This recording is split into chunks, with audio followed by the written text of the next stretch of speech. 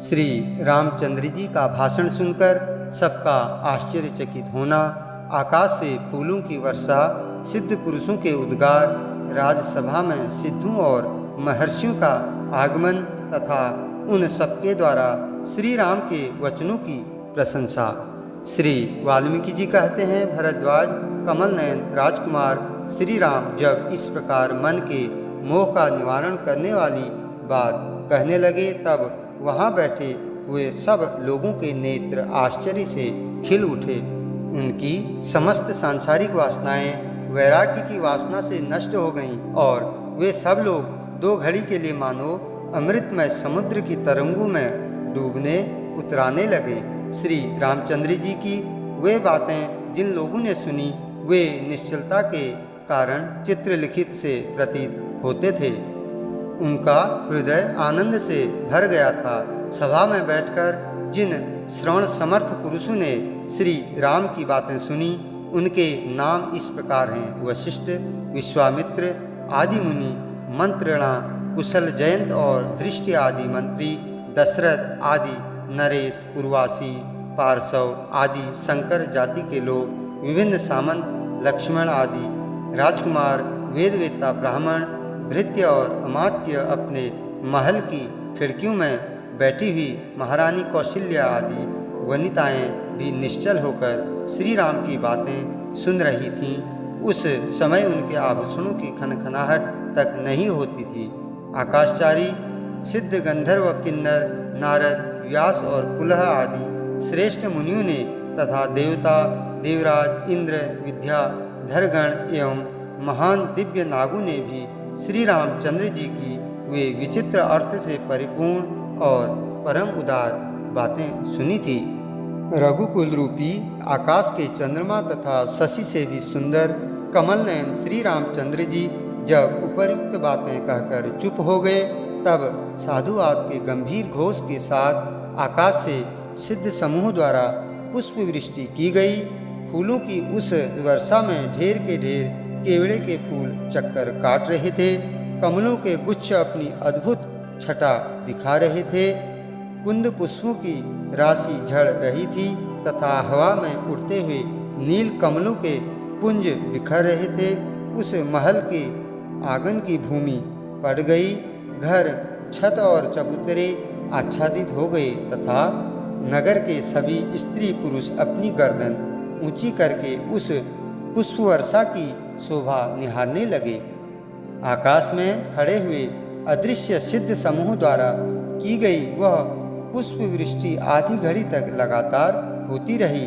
सभा और उसमें बैठे हुए लोगों को आच्छादित सा करके जब वह पुष्प वर्षा बंद हुई, तब सभासदों ने सिद्ध समूह का यह वार्तालाप अपने कानों से सुना। सृष्टि के आरंभ से लेकर अब तक सिद्धों के समुदाय में रहकर स्वर्ग के सारे प्रदेशों में घूमते हुए हम लोगों ने आज ही वेदों का सारभूत एवं कानों के लिए अमृत के समान सुखद यह अपूर्व प्रवचन सुना है। वीतराग होने के कारण इन रघुकुल चंद्र श्री राम ने जो उदार बातें कही हैं, उन्हें संभवतः बृहस्पति जी भी नहीं जानते होंगे। अहो, यह बड़े सौभाग्य की बात है कि आज हम लोगों ने श्री रामचंद्र जी के मुखारविंद से प्रकट हुआ यह परम पुण्यमय प्रवचन सुना है, जो अंतःकरण को परम आह्लाद प्रदान करने वाला है। इन रघुनंदन ने इस समय आदरपूर्वक जो उचित भाषण किया है, वह शांति रूपी अमृत से भरा होने के कारण परम मनोहर है। इस भाषण ने श्रेष्ठता का पद प्राप्त कर लिया है। यह प्रवचन सर्वोत्तम सिद्ध हुआ है। इसके द्वारा हमें भी तत्काल यह ज्ञान हो गया कि स्वर्ग आदि के सुख भी निस्सार हैं। रघुकुल तिलक श्री राम के द्वारा उठाए गए इस पावन प्रश्नवाक्य का महर्षि लोग जो निर्णय करेंगे, उसे भी सुनना उचित होगा। नारद, व्यास और पुलह आदि मुनीश्वरों, आप सभी महर्षि उस निर्णय को निर्विघ्न रूप से सुनने के लिए शीघ्र यहाँ पधारें। जैसे केसर की शोभा से परिपूर्ण हो सुवर्ण की भांति उद्दीप्त होने वाली कमलनी पर भ्रमर चारों ओर से टूट पड़ते हैं, उसी प्रकार हम भी धन वैभव से परिपूर्ण तथा स्वर्णमयी सामग्रियों से प्रकाशित होने वाली राजा दशरथ की इस पुण्यमयी सभा में सब ओर से प्रवेश करें। श्री वाल्मीकि जी कहते हैं, भरद्वाज सिद्धों के ऐसा कहने पर विमानों में निवास करने वाले दिव्य महर्षियों की वह सारी मंडली उस राजसभा में उतरी। उस मंडली में सबसे आगे मुनीश्वर नारद थे, जो अपनी बजती हुई वीणा को उस समय भी छोड़ न सके थे, और सबसे पीछे सजल जलधर के समान श्याम कांति वाले महर्षि व्यास थे। इन दोनों के बीच में शेष ऋषियों की मंडली थी। भृगु, अंगिरा और पुलस्त्य आदि मुनीश्वर उस मंडली की शोभा बढ़ाते थे। च्यवन, उद्दालक, उसीर तथा सरलोम आदि महर्षियों ने उसे सब ओर से घेर रखा था। एक दूसरे के शरीर की रगड़ से उन सबके मृग चर्म अपने स्थान से खिसक कर अस्त व्यस्त हो गए थे।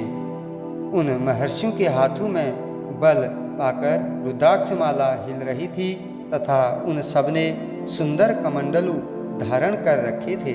आकाश में अपने तेज पुंज के प्रसार से श्वेत एवं रक्त प्रभा धारण करने वाली वह मुनिमंडली तारों की पंक्ति के समान प्रकाशित हो रही थी।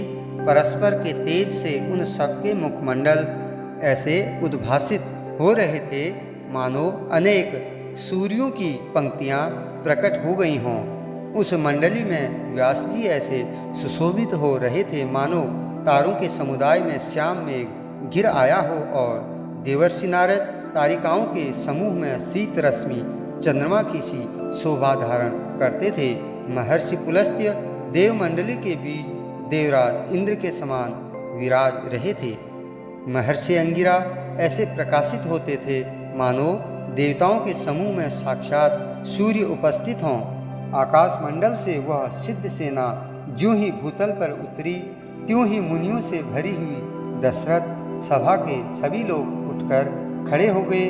वशिष्ठ और विश्वामित्र ने अर्घ्य पाद्य तथा मधुर वचनों द्वारा क्रमशः उन सभी आकाशचारी सिद्धों तथा महर्षियों की पूजा की।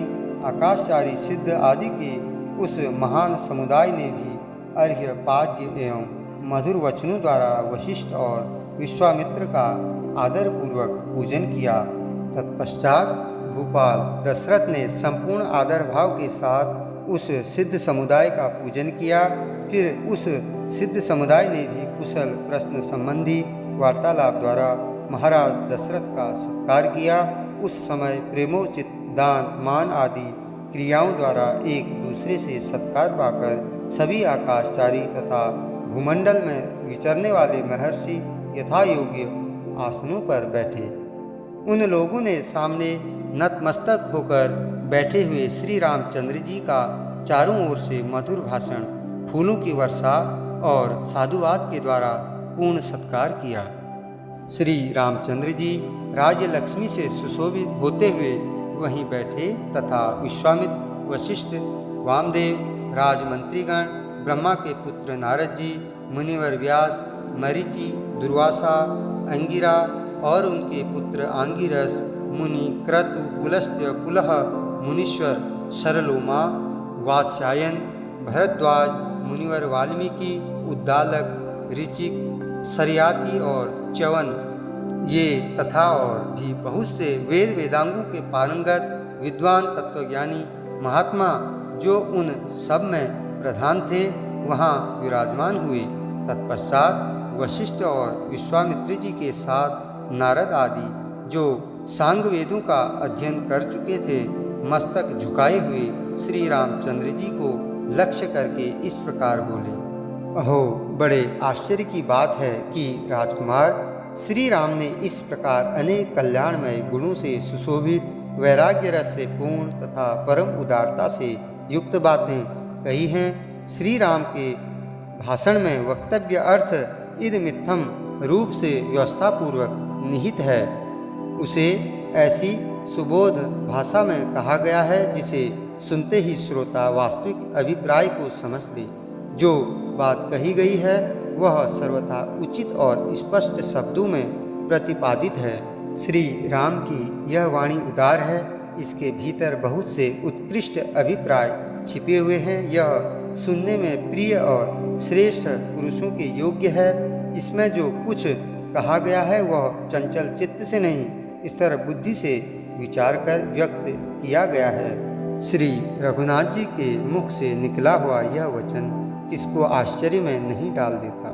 सैकड़ों में किसी एक पुरुष की ही वाणी संपूर्णतः उत्कृष्ट, चमत्कारपूर्ण और अभीष्ट अर्थ को प्रकट करने में समर्थ होती है। राजकुमार, आपके सिवा दूसरा कौन है जिसकी बाण के समान सूक्ष्म अर्थ का भेदन करने वाली कुशाग्र बुद्धि रूपिणी लता विवेक रूपी फल से सुशोभित हो, विचार वैराग्य रूपी उत्तम विकास को प्राप्त हो रही हो। श्री राम की भांति जिसके हृदय में अनुपम प्रकाश फैलाने वाली प्रज्ञा रूपिणी दीप शिखा प्रज्वलित हो रही हो, वही श्रेष्ठ पुरुष कहा जाता है। जिनमें ऐसी प्रज्ञा नहीं है, वे मनुष्य रक्त मांस और हड्डियों के यंत्र रूपी देह में आत्मबुद्धि रखने के कारण रक्त मांसादि रूप ही बहुत से शब्द स्पर्शादि पदार्थों का उपभोग करते रहते हैं। ऐसा लगता है उनके भीतर कोई चेतन पदार्थ है ही नहीं, वे जड़ के तुल्य हो गए हैं। जो लोग सर्वथा मोहाच्छन्न होने के कारण संसार का विचार नहीं करते, वे निरे पशु हैं। वे ही बारंबार जन्म, मृत्यु और जरा आदि रूपों को प्राप्त होते हैं। जैसे लोक में सर्वोत्तम मधुर फल और सुंदर आकृति वाले आम के वृक्ष बिरले ही होते हैं, उसी प्रकार उत्कृष्ट चमत्कार से पूर्ण तत्व साक्षात्कार रूप फल से संपन्न एवं सुंदर शरीर वाले भव्य पुरुष इन्हें गिने ही होते हैं। इन आदरणीय बुद्धि वाले श्री राम में अभी इसी अवस्था में अपने ही विवेक के कारण उस तत्व दर्शन रूप चमत्कार का उदय देखा जाता है, जिसके द्वारा जगत के व्यवहार का सम्यक रूप से समीक्षण हुआ है, जो देखने में सुंदर हों, जिन पर सरलता से चढ़ा जा सके तथा जो उत्तम फलों और पल्लवों से सुशोभित हों। ऐसे वृक्ष प्रायः सभी देशों में उत्पन्न होते हैं, परंतु चंदन के वृक्ष सर्वत्र नहीं होते। इसी तरह श्री राम जैसे पुरुष सर्वत्र दुर्लभ हैं। फल और पल्लवों से भरे पूरे वृक्ष प्रत्येक वन में सदा सुलभ होते हैं, परंतु अपूर्व चमत्कार से युक्त लौंग का वृक्ष सदा और सर्वत्र सुलभ नहीं है। इसी तरह श्री राम जैसे पुरुष सर्वत्र दुर्लभ हैं। जैसे चंद्रमा से शीतल चांदनी उत्पन्न होती है, सुंदर वृक्ष से मंजरी प्रकट होती है और फूल से सुगंध का प्रवाह प्रादुर्भूत होता है, उसी प्रकार श्री रामचंद्र जी से यह तत्व दर्शन रूपी चमत्कार का आविर्भाव देखा गया है। जो लोग सदा तत्व चिंतन में तत्पर हो, विवेक के द्वारा आत्मज्ञान या परब्रह्म परमात्मा की प्राप्ति रूप सार पदार्थ के लिए प्रयत्नशील रहते हैं, वे ही सुयश के भंडार सत्पुरुषों में अग्रगण्य, धन्य एवं समस्त पुरुषों में श्रेष्ठ हैं। तीनों लोकों में श्री रामचंद्र जी के समान विवेकशील और उदार चित्त पुरुष न तो अब तक कोई देखा गया है और न भविष्य में ही होगा, ऐसी हमारी मान्यता है।